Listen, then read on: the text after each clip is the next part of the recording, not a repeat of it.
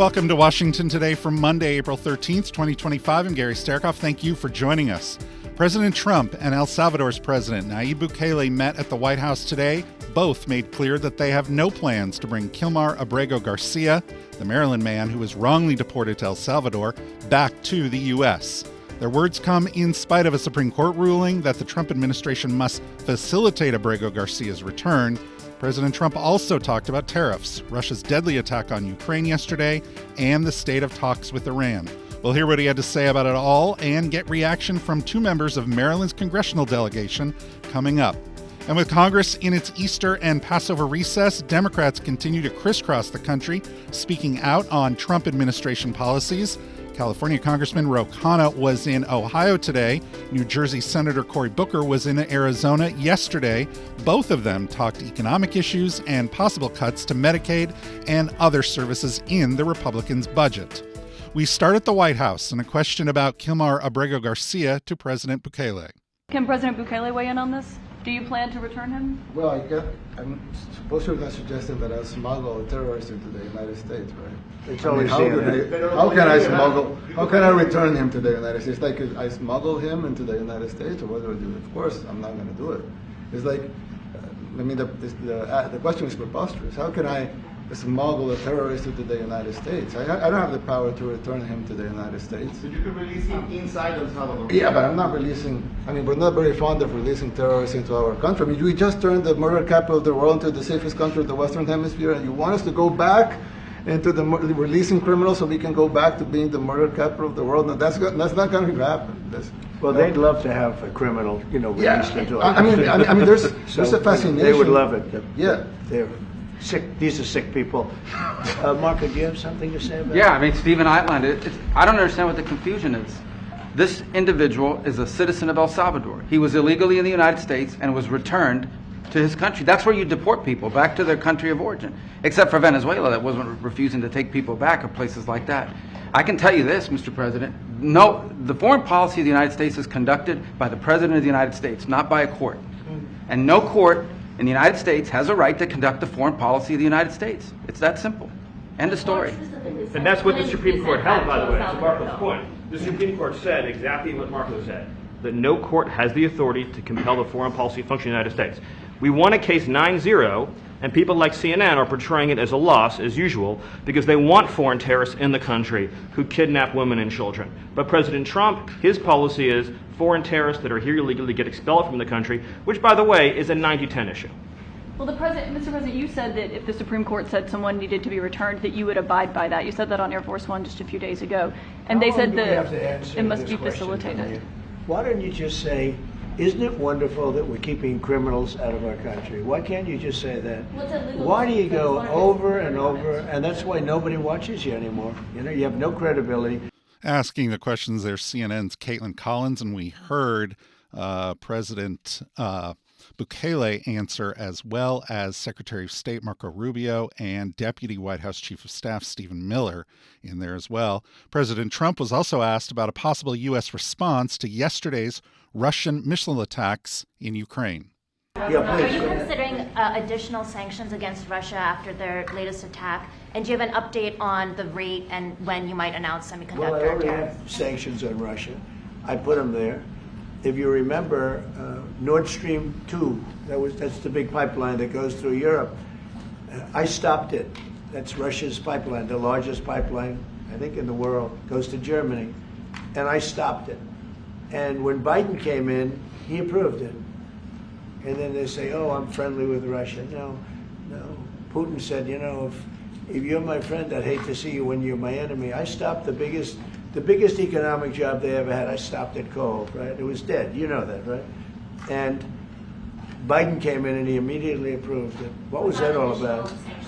And it's a pipeline that takes care of a lot of the needs. Now, it was a very controversial thing, but I stopped it and Biden approved it. Those Russian attacks happened in the northern city of Sumy as people were gathering to celebrate Palm Sunday. According to Reuters, it was Russia's deadliest attack of the year. 35 people were killed and 117 wounded. Newsweek.com writing that Ukrainian officials have for weeks warned of a possible imminent Russian offensive into Sumy and neighboring Kharkiv as troops push back to take the Kursk region. AP reporting that Ukrainian President Volodymyr Zelensky saying, quote, "Only filthy scum can act like this, taking the lives of ordinary people." President Zelensky added in a social media statement that the first strike hit buildings belonging to a city university, while the second exploded above street level. On Air Force One yesterday, the president told reporters the attack was, quote, "a mistake." The president was also asked about ongoing talks with Iran. You said yesterday that you're making a decision on Iran very quickly. What do you mean by that? Is that a decision to strike Iran? Or? Their problem very quickly. Iran wants to deal with us, but they don't know how. They really don't know how. We had a meeting with them on Saturday. We have another meeting scheduled next Saturday. I said, that's a long time. You know, that's a long time. So I think they might be tapping us along. But Iran has to get rid of the concept of a nuclear weapon. They cannot have a nuclear weapon. He can't have a nuclear weapon. Nobody can have. We can't have anybody having nuclear weapons. You know, we can't have nuclear weapons. And I think they're tapping us along because we're so used to dealing with stupid people in this country. And I had Iran perfect. You had no attacks. You would have never had October 7th in Israel, the attack by Hamas, because Iran was broke. It was stone cold broke when I was president. And I don't want to do it. I want them to be a rich, great nation. The only thing is, one thing, simple. It's really simple. They can't have a nuclear weapon. And they got to go fast because they're fairly close to having one. And they're not going to have one. And if we have to do something very harsh, we'll do it. And I'm not doing it for us. I'm doing it for the world. And these are radicalized people, and they cannot have a nuclear weapon. Does that include a potential strike on Iranian nuclear facilities? Of course it does. CNN is reporting that White House Special Envoy Steve Witkoff met with Iranian Foreign Minister Abbas Araghchi directly after 2.5 hours of indirect talks. Those were facilitated by officials in Oman. CNN added the two, quote, got very close to reaching a negotiating framework and that the next meeting could happen in Rome. The president was also asked about expanding tariffs. Presidente update today on potential semiconductor tariffs and potentially pharmaceuticals. Semiconductor tariffs and potentially pharmaceuticals. Pharmaceuticals we're going to do. We don't make our own drugs, our own pharmaceuticals. We don't make our own drugs anymore. The drug companies are in Ireland and they're in lots of other places, China. And all I have to do is impose a tariff. The more, the faster they move in. The higher the tariff, it's very serious. It's inversely proportional. The higher the tariff, the faster they come. And yeah, we're going to be doing that. That's going to be like we have on cars. We have, as you know, a 25% tariff on cars. We have a 25% tariff on steel and aluminum. And that's what that category fits right now. Do you have a percentage in mind and a timeline? I have a timeline, yeah, not too distant future. We're doing it because we want to make our own drugs. We're doing it because we want to make our own steel and aluminum, lumber, other things. Just where are we with Trump administration tariffs? USA Today White House reporter Francesca Chambers broke it down this morning on Washington Journal. So the administration is still in this 90-day pause period when it comes to those higher tariffs, the reciprocal tariffs. The 10% tariffs are still on most nations as they were before. And of course, he has separate tariffs that are on China at this moment. Now, what we heard from administration officials over the weekend is a clarification as it pertains to semiconductors and chips that are in smartphones and computers, with them explaining that those will be part of a later bucket that the president is yet to announce. He has said that he will put them in place. We don't yet know what that rate is. Now, the president over the weekend, while speaking to reporters, said that he could announce that rate for semiconductors this week, but we would not expect them to go into effect immediately. Why is that? Because the Treasury Department is still conducting, or at least it was still conducting, it has not yet announced what the results of its investigation was into the semiconductors. The same goes with pharmaceuticals, which is something that we're also expecting in the next month or two, based on what the administration said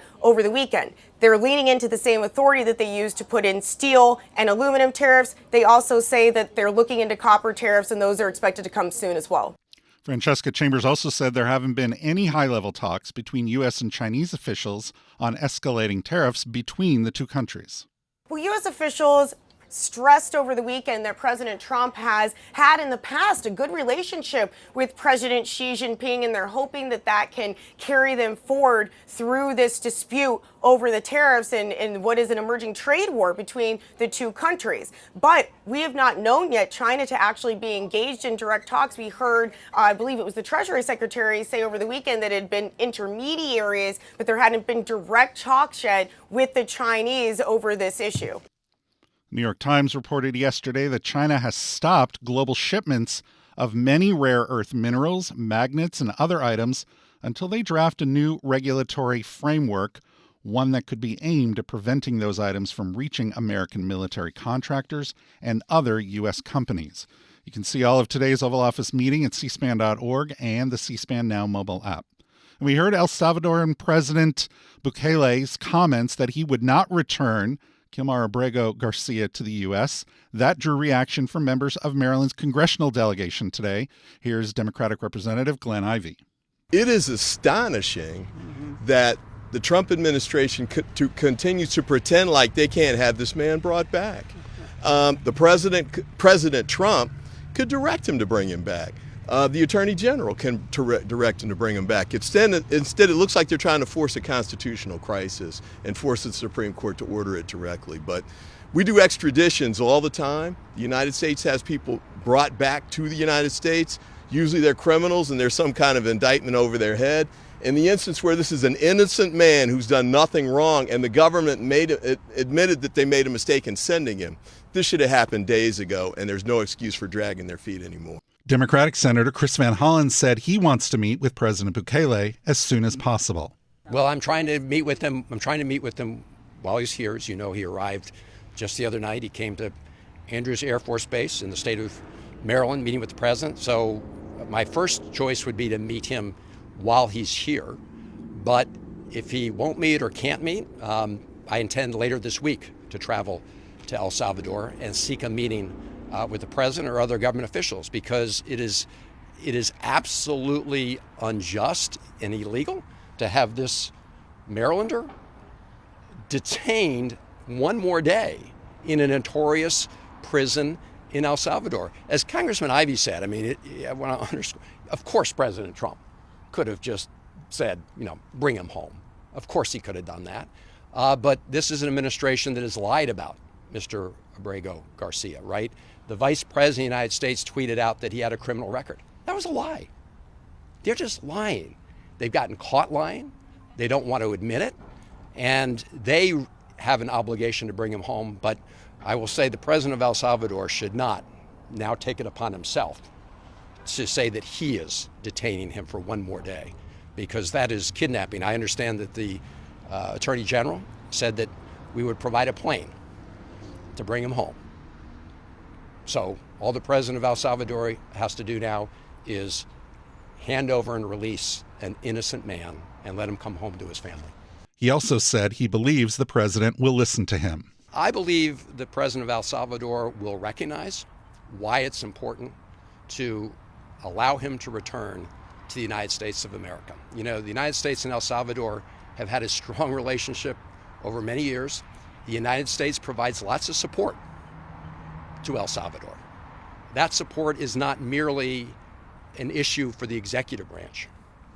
All of us, as members of the Appropriations Committee, also support whatever foreign assistance budget goes forward. So I believe that the president of El Salvador will reconsider when he understands the full story of this illegal detention. I don't think he wants to essentially be the president who's kidnapped a United States citizen. It was the fault of the Trump administration for sending him there illegally, but he shouldn't spend one extra day in a notorious prison in El Salvador when the president of El Salvador can let him go. The entire event with Representative Ivey and Senator Van Hollen is available to see at cspan.org and on the free C-SPAN Now mobile app.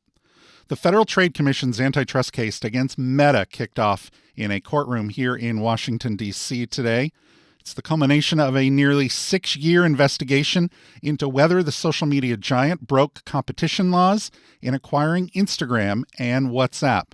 Reporting on the case, NPR writes, quote, lawyers from the FTC and Meta will deliver opening statements on Monday before U.S. District Judge James Boasberg. Reams of evidence and dozens of witnesses will be scrutinized. The government plans to call CEO Mark Zuckerberg, former Chief Operating Officer Sheryl Sandberg, and the head of Instagram, Adam Mosseri, to the witness stand. And that from NPR's report. The trial is expected to stretch for 7 to 8 weeks. You're listening to Washington Today. Here are some of the programs we're covering Tuesday on C-SPAN Radio. At 12:45 p.m. Eastern, Senator Chuck Grassley, Republican of Iowa, holds a town hall meeting in Fort Madison, Iowa, in Lee County, part of his annual 99 county meetings. And Tuesday night, former President Joe Biden makes his first public appearance since leaving the White House, speaking at a conference in Chicago for the advocates, counselors, and representatives for the disabled. C-SPAN Radio is 90.1 FM in the Washington, D.C. metropolitan area, anywhere on the free C-SPAN Now mobile app, or streamed at cspan.org. Welcome back to Washington Today from CNN.com. Quote, a man accused of breaking into and setting fire to Pennsylvania Governor Josh Shapiro's residence while the governor's family slept admitted to, quote, harboring hatred for the governor. He also said he would have beaten the governor with a hammer if they had encountered one another, that according to court records. Governor Shapiro, his wife Lori, their 4 children, 2 dogs, and family friends were forced to evacuate the Pennsylvania governor's mansion hours after the family hosted a Passover Seder on Saturday night. Authorities say the home was significantly damaged by the fire, but that there were no injuries. Police say their suspect is Cody Balmer. He turned himself in to police and was being held on charges of attempted murder, aggravated arson, terrorism, and other charges. And with Congress taking their Passover and Easter break, some Democrats are crisscrossing the country, speaking out on Trump administration policies. Vermont Senator Bernie Sanders and New York Representative Alexandria Ocasio-Cortez continued their national tour yesterday in Salt Lake City. That followed an appearance at the Coachella Music Festival in Southern California on Saturday. KSL.com writing about the Salt Lake event, quote, thousands of Utahns welcomed Senator Bernie Sanders and Representative Alexandria Ocasio-Cortez to a Utah stage with lengthy standing ovations Sunday as the pair railed against the Trump administration and his wealthy donors. They ain't going to give you nothing, Sanders told the crowd at the John N. Huntsman Center on the campus of the University of Utah. They want it all, and unless we stand up together and tell them, sorry, this country belongs to all of us, not just the billionaire class. KSL goes on to write, quote, Ocasio-Cortez called the administration's detention of Mahmoud Khalil for his role in protests over the war in Gaza at Columbia University anti-American, but said it's not too late for opponents of Trump to push back on actions they deem unconstitutional. And from KVOA.com, quote, Arizona Democrats hosted a People's Town Hall in Tucson, bringing residents together to discuss pressing community issues. Senators Cory Booker and Mark Kelly were in attendance alongside Tucson Mayor Regina Romero and other local leaders. KVOA goes on to write, quote, the event primarily focused on concerns over potential federal healthcare cuts, despite assurances from the White House that President Trump will not cut Social Security, Medicare, or Medicaid. Democratic leaders at the town hall expressed ongoing concerns about the future of these programs.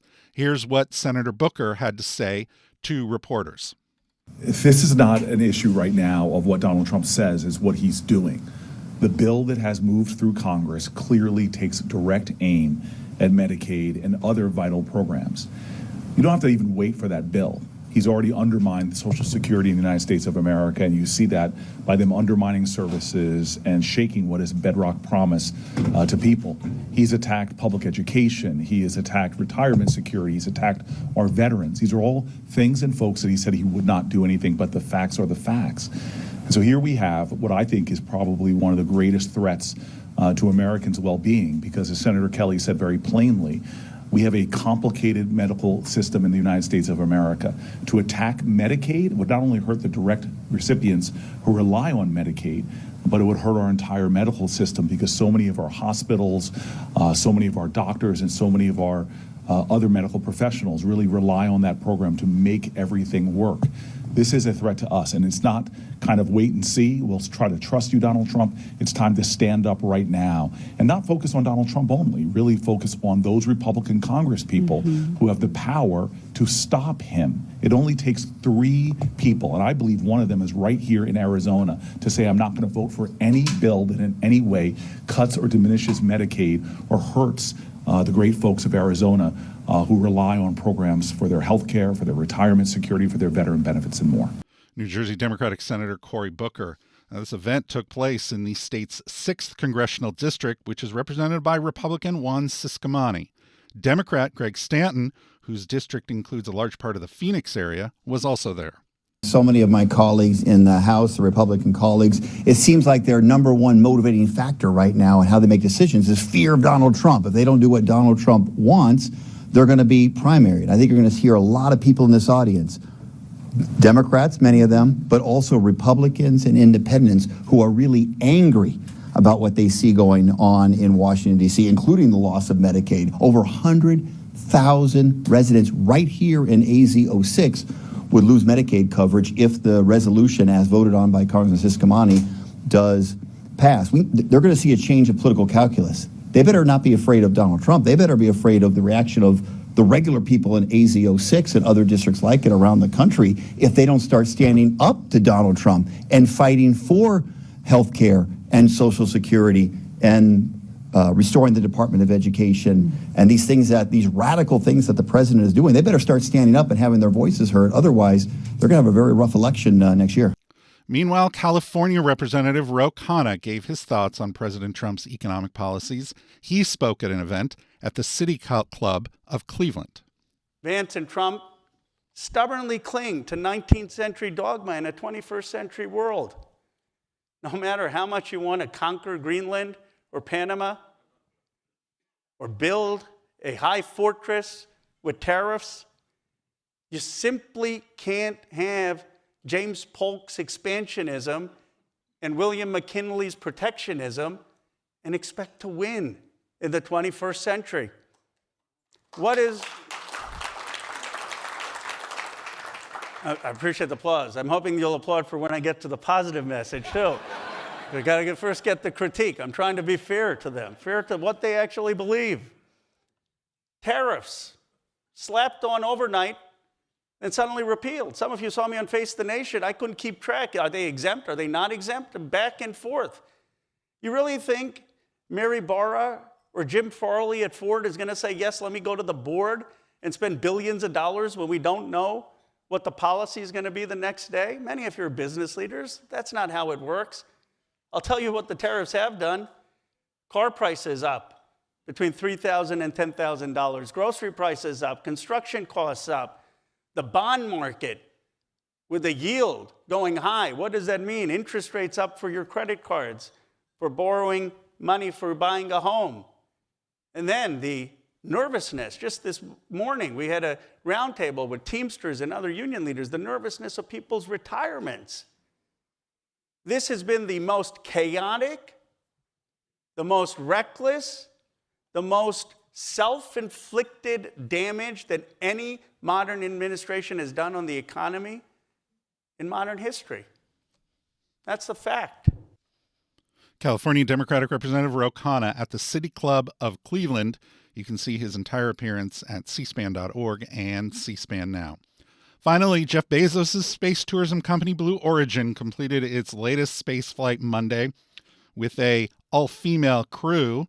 That was a first for the company. The mission was the 11th human flight for Blue Origin and its 31st overall. This included 6 women: aerospace engineer Aisha Bowe, activist Amanda Wen, CBS Morning's host Gayle King, Grammy-winning singer Katy Perry, film producer Carrie Ann Flynn, and author Lauren Sanchez, who is also Jeff Bezos' fiancée. The crew boarded their capsule atop the fully autonomous New Shepard rocket in Van Horn, Texas, for a suborbital flight that lasted just over 10 minutes. After the flight, they talked to reporters. Here's what Gayle King had to say. You know what? We were set up for success. The training was so, I can't stress this enough. The training was so friggin' good. We were set up for success. And it went exactly as they told us it was going to. Every boom that you heard, the drones, the drogues coming out, the parachutes coming out, it went exactly as they said. Are you glad you did it? I am glad I did it. Yeah. I am glad I did it. Yeah. I am very glad. I have no regrets about doing it. What would you say to people watching right now that are scared, that are fearful of anything? What would you say to them? Well, I just said I'm stepping way out of my comfort zone because this is so not like me. I said up there, I might now get my ears pierced. I've always been afraid. Which is great. I love that you've never had your ears pierced. No, even Hootie at the training center. You don't have your ears pierced? I go, because it hurts. Oh, my gosh. But I mean, for people that are afraid, Eleanor Roosevelt once said, courage is doing something that scares you, but you do it anyway. And I stepped out of my comfort zone in a way that I never thought was possible for me. Mm-hmm. And now that I've done it, I really do feel I can take on anything. Anything. Katy Perry talked about what the experience meant to her. This experience is second to being a mom. Wow. Yeah, that's it. That's why it was hard for me to go, because that's all my love right there. And I have to surrender and trust that the universe is going to take care of me and protect me, and also my family and my daughter. Because, I am full up from being able to get that gift of being a mom.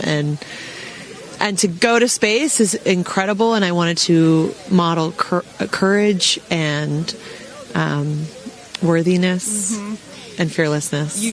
Asked by People.com to respond to the criticism about the cost and publicity around the flight, Gayle King said that in her eyes, quote, anybody that's criticizing it doesn't really understand what is happening here.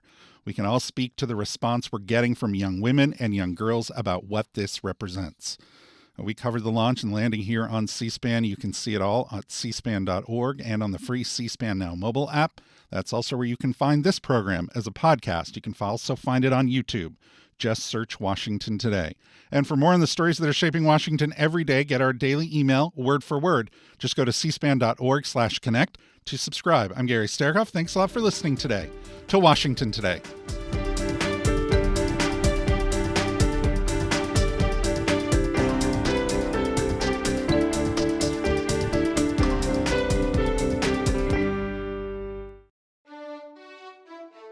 C-SPAN's Washington Journal, our live forum inviting you to discuss the latest issues in government, politics, and public policy, from Washington, D.C. to across the country.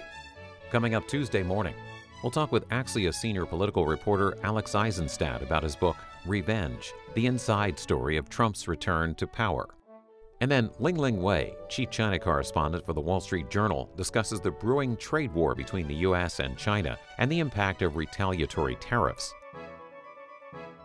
C-SPAN's Washington Journal. Join in the conversation live at 7 Eastern Tuesday morning on C-SPAN, C-SPAN Now, our free mobile app, or online at cspan.org.